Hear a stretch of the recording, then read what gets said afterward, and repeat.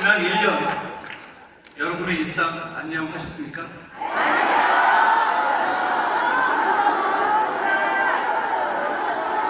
모두가 각자의 이유로 혼란스럽고 힘들었던 1년이었을 것 같습니다. 분명히 다른 1년보다 더 그랬다고 느끼실 분들이 많을 겁니다. 계엄 이후의 상황은 우리의 일상을 힘들게 했습니다. 그렇지만 저는 우리가 결국 극복해낼 것이라고 생각합니다.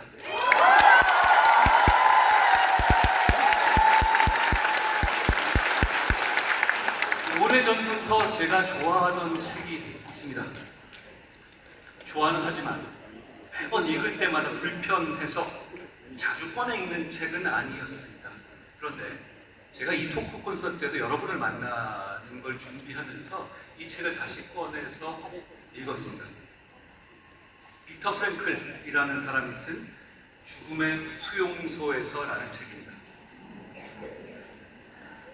빅터 프랭클은 나치의 홀로코스트, 아우슈비츠, 다카우 수용소에 수용됐다가 지옥 같은 경험을 하고 살아남은 오스트리아의 정신과 의사였습니다. 그 사람의 가족들은 한 명 빼고 다 그곳의 가스실과 강제 노역에서 살아남지 못했습니다. 그걸 빅터 프랭클은 나중에 자기가 풀려난 이후에서야 알았지만, 제가 그 책에서 인생 내내 가져가게 된 생각이 있습니다. 여러분과 나눠보자 합니다. 매일같이 세수를 하고 면도를 하게, 유리 조각으로 면도를 해야 하는 한이 있더라도 말이야, 그게 자네의 마지막 밤을 포기하는 것이 될지라도.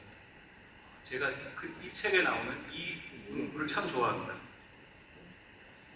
빅터 프랭클은 언제 가스실로 끌려갈지 모르는 그 지옥 같고 절망적인 상황 속에서도 세수하고 면도했던 사람이 오래 버텼고 살아남았다는 팩트를 전합니다.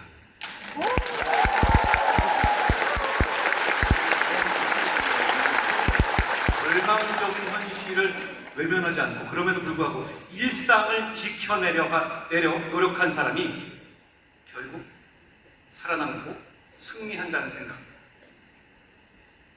저는 그 생각에 공감하고 그 생각을 좋아합니다. 실천하려고 노력합니다. 보통은 현실입니다. 저보고 늘 많은 사람들이 굉장히 티라고 하더라고요. 현실입니다. 보통은 현실입니다. 그렇지만 보통을 바라보는 태도는 우리의 선택입니다. 절망과 후회가 내 삶을 잡아먹지 못하도록 우리는 단단해져야 합니다. 그 시작은 우리의 일상을 지키는 데서 출발합니다.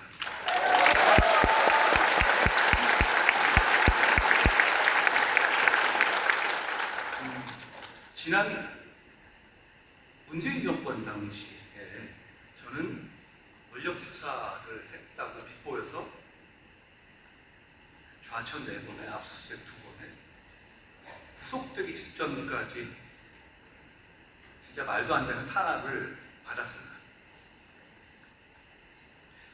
지금도 뭐 여러분 제가 그런 탄압을 받는다고 느끼실지 모르지만 지금하고는 좀 차원이 달랐어요. 그때는 거의 목전까지 갔습니다. 그리고 그때는 제가 여러분도 없었고요.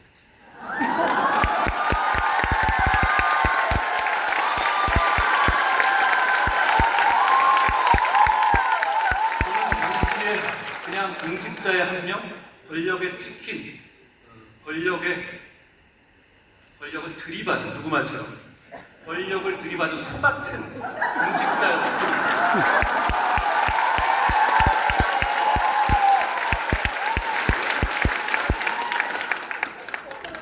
의 명분을 알아주고 그 명분과 함께 해준 여러분과 같은 분들도 없었고 고립된 상태였죠.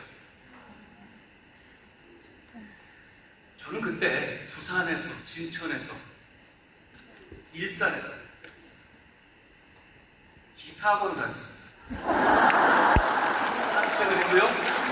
전시회를 다녔습니다. 의식적으로 일상을 지키려고 노력했던 거죠. 돌아보면 그렇게 일상을 지키려고 했던 노력이 제가 싸우고 이겨냈던 힘이 됐던 것 같습니다.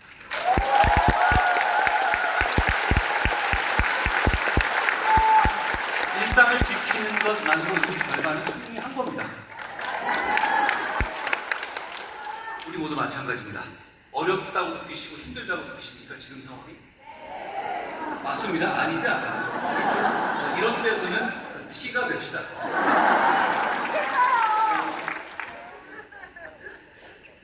그런데 일상을 지키고 버틸 때 우리를 힘들게 하는 거예요. 이게 맞는 거야? 나만 이런 거야? 하는 불안감과 공포입니다. 여러분, 제가 함께 하겠습니다.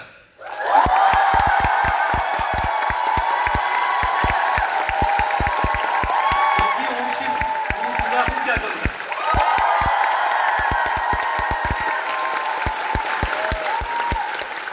한 컷을 하고 라방을 하고 이렇게 콘서트를 하는 것도 우리가 함께 하는 것을 보여주자는 것입니다.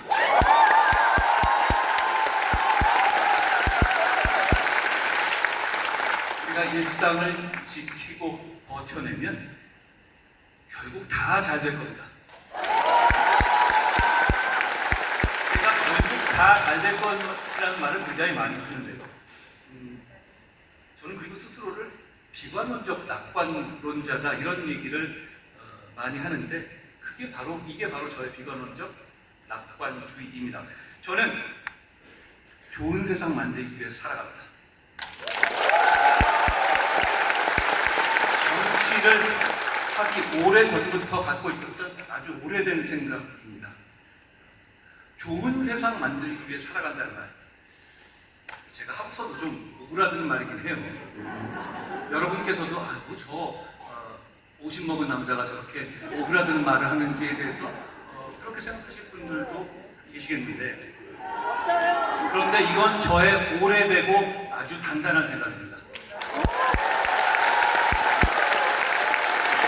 그런 단단함 때문에 이쪽 저쪽에서 집중적으로 음해받는 입장에서 계엄정치, 영구인 문자 입식, 통일교 만남 거절 등 혹시라도 빌미가 될 수도 있었던 여러 가지 유혹적인 선택의 상황 속에서도 길을 잃지 않을 수 있었다고 생각합니다.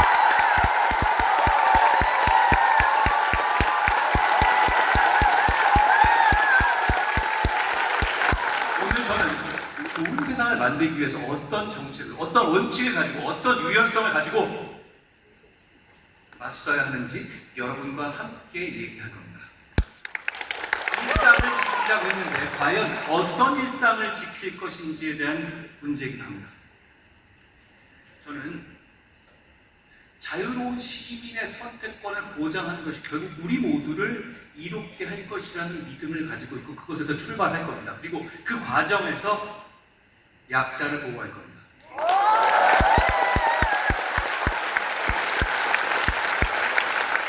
이 기준으로 세상을 보고 이 기준으로 미래를 맞이하고자 합니다.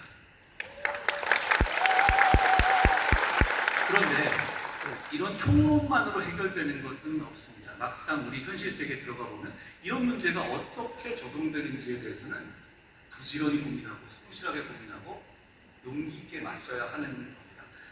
최근 이슈가 됐던 새벽 배송 금지 문제, 배달앱에 대한 과도한 수수료 문제, 소위 킥난이라고 부르는 전동 킥보드 규제 문제에 대해서 저는 정확하게 이 기준을 가지고 고민하고 판단하고 대화하고 그리고 우리의 동료들과 함께 실천에 나섰습니다. 시민의 선택과 자유를 보장하느냐 그리고 그것이 공공선에 합치하느냐였죠. 각각의 이슈에서 제가 견지한 입장이 어떻게 보면 말이죠. 새벽 배송 금지는 선택권을 보장하는 거고 배달의 규제는 선택권이 아니라 규제를 더 힘주어서 말하는 것 같고 힘난이 규제는 도덕 이거는 선택권을 뺏는 것 아니야? 이렇게 일견 보일 수도 있습니다만 실제로는 제가 말씀드린 원칙이 적용된 것이라는 얘기를 제가 오늘 여러분과 함께 나누겠습니다.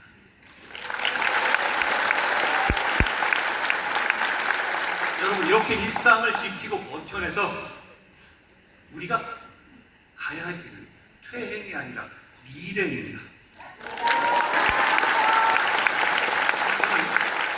어제 잘못된 사슬을 끊고 희망의 내일로 가겠다는 의지만 있다면 우리가 모두 함께 할 수 있다고 생각합니다.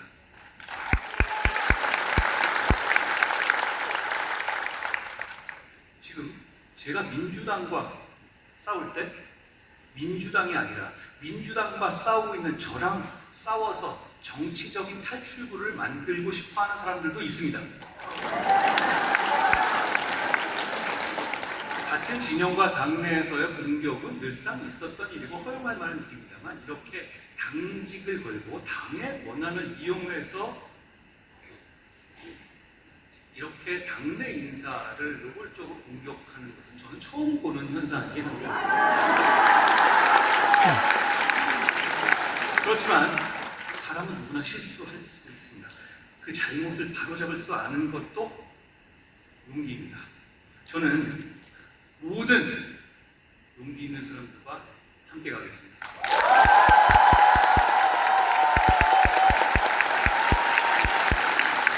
여러분, 지난 1년간 일상이 파괴되는 장면들을 너무도 많이 목격했습니다. 죄송합니다. 나라 돌아가는 꼴이 답답하고 정치가 그리고 내가 지지하는 정당이 한심해 보여도 여러분 포기하지 마십시오. 지키는 사람이 있어야 지킬 수 있습니다. 우리가 그 지키는 사람이 됩시다. 포기하지 않아야 결국 우리가 잃어버리지 않을 겁니다. 힘들고 어려워도 끝이 나가야 합니다. 다행인 것은 이렇게 우리가 함께 있다는 겁니다. 혼자만 희망을 보고 혼자만 미래를 보면 불안하고 불안과 공포에 잠식당할 겁니다. 이런 때 우리가 함께 해야 합니다.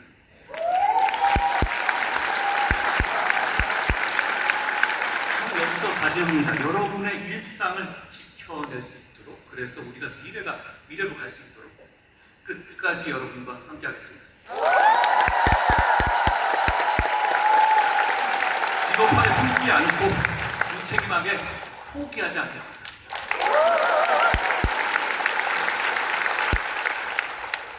모든 것이 무너져 있고 발 디딜 곳 하나 보이지 않아도 멈춰 있거나 넘어지지 않겠습니다. 노래 가사처럼 그건 우리의 자리가 아닙니다. 매일 똑같은 일상이지만 우리가 함께라면 모든 것이 달라질 겁니다. 함께 미래로 갑시다. 이제 멈추고 말하고 행동합니다. 고맙습니다.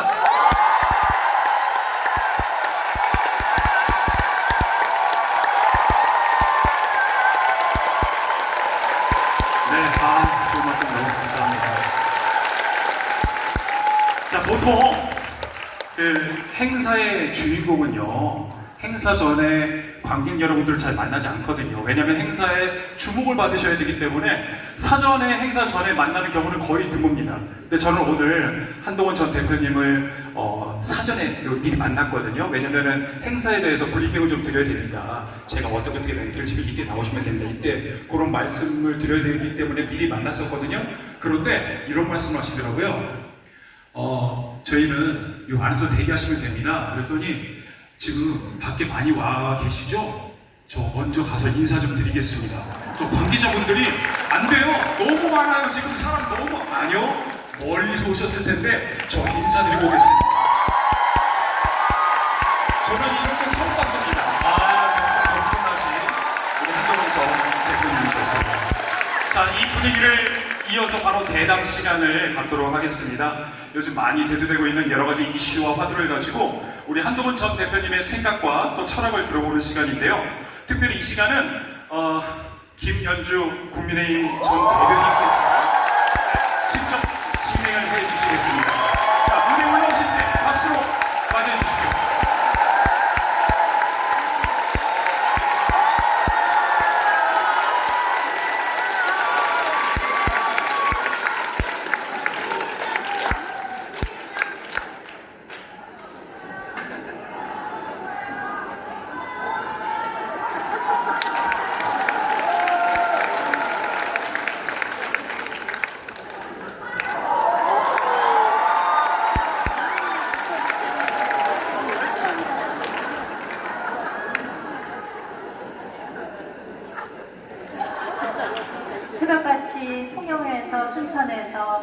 기차 타고 비행기 타고 와주신 모든 분들께 일단 반갑고 감사하다는 말씀 먼저 드리겠습니다.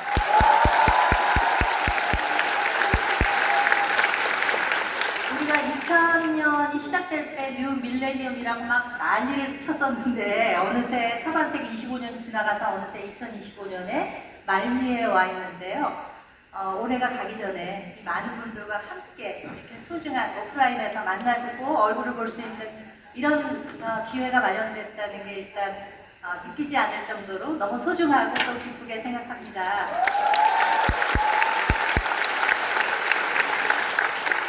제 옆에 앉아 계시는 정치인 한동훈은 평상시에 주로 말씀하실 때 자연인 한동훈과 정치인 한동훈이 싱크로율이 높다라는 이야기를 여러 차례 하신 걸로 제가 기억을 하고 있는데 그렇기 때문에 오늘 정치인 한동훈이 바라보고 있는 우리 정치 주로 정책과 그러니까 정치적인 이야기보다는 정책과 철학에 관한 이야기를 하면서 앞으로 어떻게 정치가 우리나라를 좀 더 편안하고 행복하게 만들 수 있는가에 대한 비전을 한번 공유하는 시간을 갖도록 하겠습니다.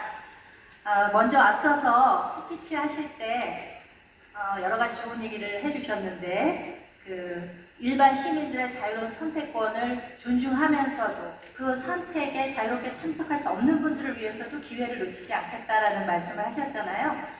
그게 좀 내용이 좀 어렵다 보니까 앞서서의 총론보다 하나씩 좀 강론으로 들어가서 말씀을 들어보도록 하겠습니다. 어떤 얘기부터 우선 해볼까요? 안녕하세요. 제가 자세히 미리 준비 안 해온 게 바로 이런 자신감이 있어서요. 제가 정치인으로서의 저하고 제가 생각하는 거하고가 저는 아직까지 싱크로가 돼 있고 그리고 그게 제가 정치를 계속하고 여러분과 제가 끝을 보자고 했잖아요. 끝을 보는 순간까지도 그 입장을 유지하고 싶습니다.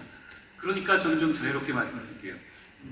저는 정치가 예측 가능성이 있어야 한다고 생각해요. 네. 그러니까 어떤 이슈가 나왔을 때 여러분이 지지하는 정치인이 어떤 입장을 취할 것이다. 그게 너무 투명하고 그렇기 때문에 그 사람을 지지하고 함께 간다. 이런 구도여야지 이 사람이 어떤 이슈가 딱 튀어나왔을 때 이거 어떻게 할지 예를 들어서 이재명 대통령 같은 경우 이게 어떤 이슈에 대해서 어떻게 할지는 그냥 자기 이해관계에 달아다는 것이지 원칙에 따라서 움직이지 않거든요.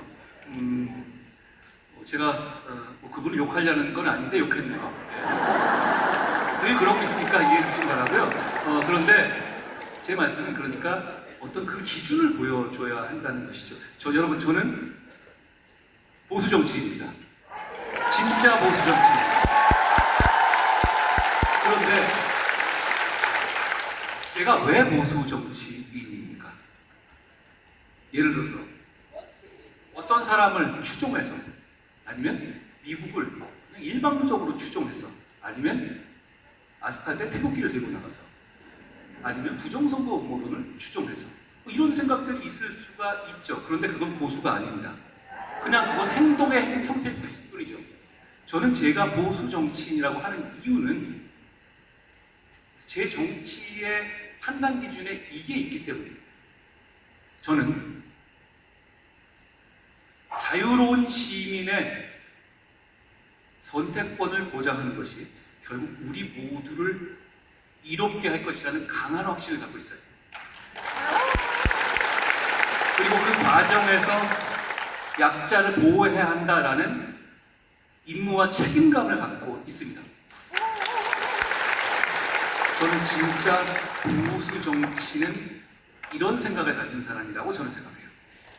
그렇기 때문에 저는 제가 오랫동안 정치를 아주 오랫동안 한 적은 없지만 어떻게 보면 저보다 더 보수 정치인을 본 적이 없습니다. 그렇기 때문에 여러분은 어떤 이슈가 나올 때 제가 어떻게 행동할지 다 아실 수 있습니다. 배달의 문제, 새벽 배송 금지 문제, 그리고 환단고기 같은 것도 마찬가지예요. 저는 과학적인 세계관을 가지고 있습니다. 음모론적 세계관을 반대해요. 보수는 음모론적 세계관을 가지고 선동하는 사람들이 아니거든요. 각각의 경우에 저는 어떻게 행동할지가 너무 투명하게 보이는 정치인이고 정치는 모름지기 그래야 한다고 생각합니다. 변화무쌍한 것은 시민들이어야지 정치인이어서는 안 됩니다. 그런 면에서 제가 그 기준을 말씀드렸잖아요. 그런데 아까 김현주 대변인께서 말씀하신 것처럼 강론으로 들어가면 있잖아요. 그런데 막상 우리 복잡한 현실에서 강론으로 들어가면 그게 그렇게 쉽게 일도양단식으로 그래 한동훈이 말하는 기준에 따른다면 이거야 저거야 라고 쉽게 판단할 수 있는 경우도 있고 그러지 않는 경우도 있다는 겁니다. 결국 우리는 그런 정교함과 부지런을 함을 갖는 정치를 해야 한다고 생각합니다. 그런 차원에서 제가 아까 처음 스피치를 할 때 우리 대화할 때 그런 얘기를 하겠다고 말씀드렸던 것이죠.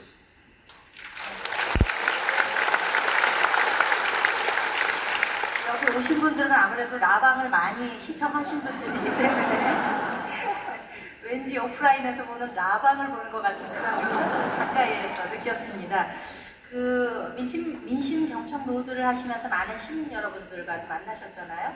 여러분 이제 그 과정 중에서 몇 가지 떠오르는 이슈들을 중심으로 얘기하면 훨씬 더 좀 구체적이고 와닿을 수 있는 주제일 것 같은데 일단 뭐 새벽 배송 문제라든지 배달앱 문제 이런 거에 대해서 좀 구체적으로 말씀을 해주시는데 0.9배속으로 좀 부탁드리겠습니다. 이거보다 더 드리면 되게 오래 걸릴 것 같긴 한데 근데 요즘에는 젊은 분들은 유튜브 보실 때 1.25배속으로 보지 않나요? 네, 저도 그렇습니다. 근데 저는 그대로 하면은 그냥 그 정도 나오지 않을까요? 그렇죠. 자, 더 천천히 해보겠습니다. 여기 오신 분들은 제 속도에 적응된 분들이 많겠죠. 새벽 배송 문제는 이렇습니다. 제가 동탄 화성에서 이 젊은 주부분들이라든가 많은 분들을 만났어요. 제가 보니까 그분들과 제가 갔었을 때가 그 이슈가 나올 때였거든요. 경악을 하시더라고요. 우리는 어떻게 하라고? 이런 얘기였습니다. 아니 왜 우리가 이걸 선택하고 노동자들도 이걸 하고 싶다는데 민주노총이 뭐라고 민주당이 뭐라고 우리를 가르치려 들어? 이런 얘기였거든요. 이 이슈에서의 저의 선택은 쉽습니다. 이건 자유로운 시민의 선택권을 보장해야 되는 것이거든요. 그래서 제가 여기에 대해서 굉장히 강력하게 소위 참전을 했고요. 그때 정의당의 장혜영 전 의원께서 저한테 토론 신청을 했어요. 근데 저희 동료들은 그건 토론을 받아주는 게 좀 격이 안 맞을 수 있고 괜히 말려든다 이러면서 좀 저하신 분들 계셨는데 저는 이걸 보자마자 그냥 받아야 되겠다고 생각했어요. 왜냐하면 굉장히 생산적인 보수와 진보의 대결에서 굉장히 생산적인 대결을 펼칠 수 있는 주제였거든요. 그리고 이게 제가 말씀드리는 보수 정치의 이념적인 바탕을 이걸 가지고 싸울 수 있는, 그러니까 누가 나쁜 놈이야, 누가 빨갱이야 이런 식의 싸움 말고 진짜 보수의 정신으로 싸울 수 있는 주제라고 생각하기 때문이에요. 그래서 저는 이 토론을 받아들였고 나중에 장 의원님도 이렇게 말씀하시더라고요. 제가 그거 받을 줄 몰랐다고. 저는 생산적인 토론이었다고 생각해요. 그리고 뭐 토론 보신 분도 알겠지만 제가 평소보다는 공격의 정도를 한 60 정도로 낮췄잖아요. 제가 굉장히 다짐하고 간 거였는데 왜냐하면 이 문제는 서로를 꺾기 위한 게 아니라 서로의 다른 생각을 국민들에게 보여드리는 걸로 충분하다고 봤었죠. 저는 이 문제는 결국은 소비자들의 선택권. 요즘에 여러분 문방구들 잘 없어진 거 아세요?